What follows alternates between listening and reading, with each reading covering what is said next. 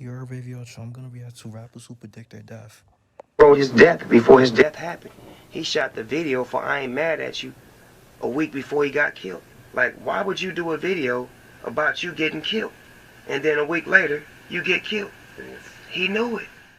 Worst thing comes to worst, I die a tragic death or some, and I got. The X thing, like after like it came out like he passed away, folks was niggas was mad. Like people that were fans of him was they was really like emotional, bro. They was crying. Like people like people took that to heart, bro. Like that X like died and shit. Like I said, like I was never a big X fan, but like that was crazy. But that was fucked up the way that he died, bro. No. Want to know that the kids perceived my message and were able to make something of themselves and able to take my message and use it and turn it into something positive. At a time when being a rapper is one of the most dangerous jobs, and the fact that 51.5% of all rap deaths come from homicide, it's fair to say that rappers are forced to think about their own death in a way that artists in other genres simply don't have to. And as a result, predicting their demise is now becoming as much of a regular occurrence as the inevitable streaming boom that comes afterward. In recent months, we saw this with PNB Rock, who was gunned down for his jewelry in LA. I gotta say this: the moment like a rapper like dies and shit, like people like start listening to their music after like they die. But like the rapper before they died, they wasn't getting that much attention about of their music, but after the rapper like passes away, now like people want to start like listening to their shit. After his robbers were alerted to his location by social media, the Yeah, don't post your low. That's dangerous. Don't post your low. I ain't gonna lie. circumstances that led to this tragic end on the restaurant floor seemed eerily similar to those that he spat in 2019's Take My Soul, spitting, "They come from the blind side when you least expect it, your own bloodline trying to take your necklace." But while this could be seen as a throwaway line, what really left people unsettled were the comments that he made to academics during one of his final interviews. PNB not only discussed the robberies that had taken place in LA, but the fact that in an instant, life could be snatched away from anyone. Where I'm from, we like sneaky criminals. In LA, it's like they bold. They want to spark a conversation with you first. Some of them might just go crazy. No, I never got robbed ever in my life. I done seen people die. I done been around people that died. When it hit your crib, it's like like all right, no, this is real life. Anybody can die. It could be anybody. The last person that you expect could die. It make me just alert. Even out the country, I be feeling like it's like that out here too. Just 1 month on, PNB would lose his life, and in doing so, he joined the unfortunate list of You rest in peace to PNB Rock, bro. Rest in peace. those who were struck He got some songs that I fuck with. I ain't gonna lie, that I jack. down in the prime of their careers. Although there are more rappers dying than ever these days, MCs foreshadowing their own passing is nothing new. And in fact, this dates back to one of the most enduring beefs in the entire history of hip-hop. A pop culture icon and revolutionary, Tupac Amaru Shakur lived life to the fullest while he was here, and had an unshakable work ethic. And if both his lyrics and the testimony of his close allies is anything to go by, a lot of that boils down to the fact that he always felt like he was about to die. Across his entire discography, Tupac theorized over his place on Earth and what would happen once he exited this life. On If I Die Tonight, Pac wrote, "Hope they bury me and send me to my rest." Headlines reading, "To death, my last breath." Later, on All Eyes on Me's legendary Only God Can Judge Me, he relayed an experience that was shockingly similar to what he'd eventually face on that fateful night, spitting, "Flatline, I hear the doctor standing over me screaming I can make it. Got a body full of bullet holes laying here naked. Still I can't breathe, something evil's in my IV, cause every time I take a breath, I think they're killing me." Not solely limited to his words, the video for I Ain't Mad at You, which was filmed a week before he died, features Pac being gunned down outside of a hotel. While the choice to rechristen himself as Machiavelli led many to believe that his death had been engineered and faked by Tupac himself, the consensus among those who knew him best is that in the weeks leading up to his passing, Pac seemed to be oddly at peace with what was happening. And in reality, he was doing what he could to leave a lasting body of work before he left Earth. The week prior to him returning to Allah, he was doing a lot of things that was strange. So he bought these portable cameras where he was giving out in LA. He was making us take pictures. He was like, look, we don't got enough pictures together. When he went to New York, he called me to his room. He had all his jewelry laid out. And I was like, Pac, what's up? And he was like, grab something. I'm like, grab what? This is the first time he act like this. He's like, grab something, the jewelry. Whatever you want to take is yours. So I grabbed the ring. because I ain't want to go for the big stuff. He's like, man, grab something else. I grabbed a Rolex. It's a Rolex bracelet that he had on All Eyes on Me. It was days before the Vegas incident. In a similar vein to Napoleon, Smooth. Damn, that's sad, bro. Tupac predicted his own death and shit. B of Nights and Smooth recalls Tupac being completely assured. Let me ask y'all this, like, if like Tupac would have like stayed alive, like who y'all see him doing like features by like in 2000s hip hop era, or in the 10s, or in the 2010s hip hop era? Let me know down in the comment section who y'all see like him doing, who y'all see like him like doing like features with, like, let me know. I could see him doing features for 50 Cent and all that shit. I ain't gonna lie, 50 and Pac, that'll be a fire collab. Maybe X too. I ain't gonna lie, X and Tupac. I could see them like if Tupac like stayed alive and doing features. That he wouldn't live beyond the very age that he passed at. The last time we were together, I was in LA for a minute. I tried to set the hotel room up like my crib. And he saw a picture at that time. It was my oldest daughter and my son. He said, "You a great father, man." He said, "These kids is lucky, man." I said, "You'll make a great father." And he was like, "Nah, I ain't gonna be no father. I ain't gonna be around long enough to have kids. I'm telling you, I ain't gonna live past 25. I'm trying to talk him off that. That just looked at me, man, with a dead-ass stare and said, "Smooth, listen, I already seen it. I know how I'm gonna go out."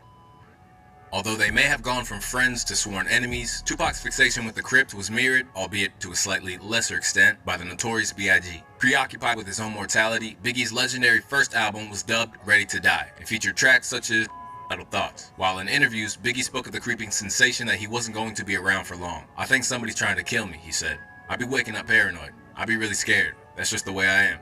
Far from the only rapper to envision themselves losing their life in their own backyard only for it to come true, D12's Proof also saw his own life slip away in a way that he rapped about. Just 2 years on from spitting, "I'm in the club. To beef, you gotta murder me there." On 40 Ounces, Eminem's long-term friend Proof lost his life during a game of pool at the Triple C Club on 8 Mile Road. He was shot 4 times, including 1 in the head and 2 in the chest. Rather than being a trend that was constricted to the 90s and early 2000s, today's rappers are just, if not more, acutely aware of the dangers lurking around every corner. But sometimes, all it takes is one slip-up.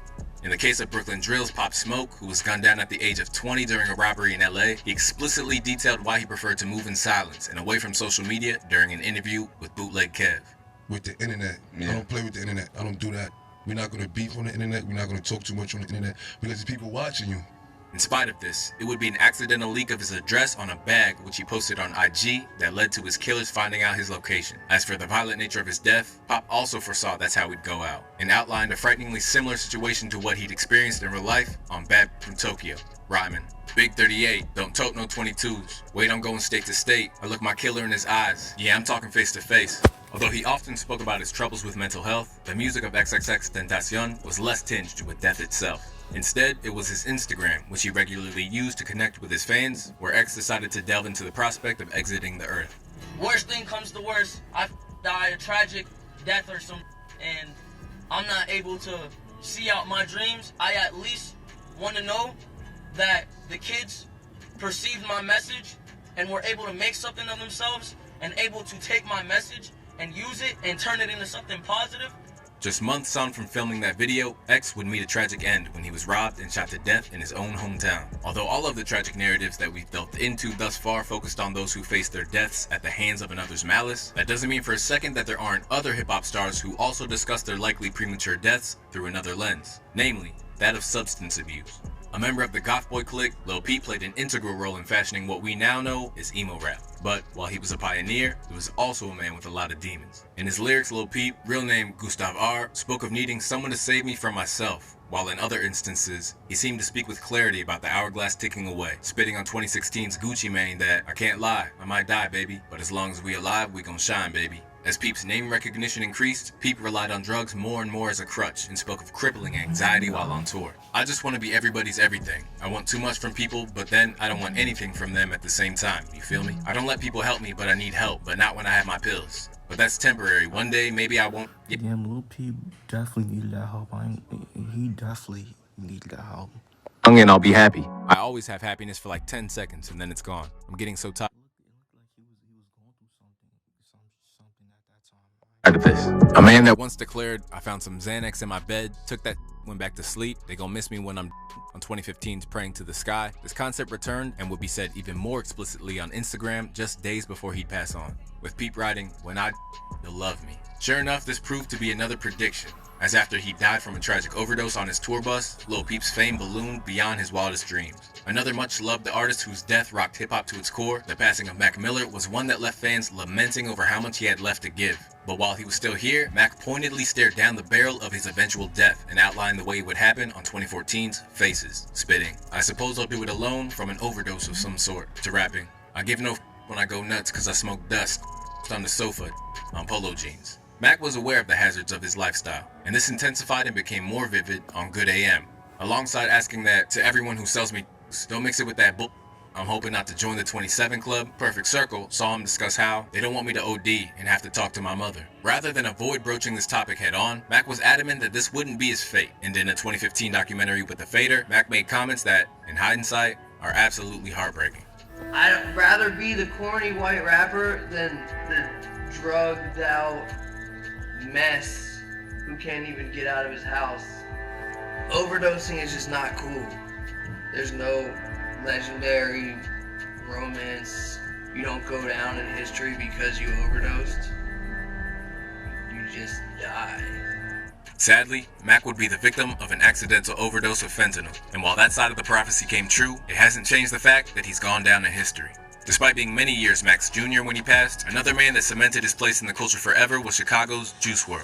A multi-talented artist who touched a generation with his candid lyricism and willingness to bear it all, Juice WRLD captivated the world when he burst onto the scene with his own brand of melodic rap. Yet, in the wake of his passing, not only in his Lil Peep and XXXTentacion tribute legends, but many... Yeah, don't do that stuff, kids. Like, if y'all watching this, don't do that shit, bro. Like, do not do like drugs. Do not drink lean. Do not do none of that stuff that could kill you, bro.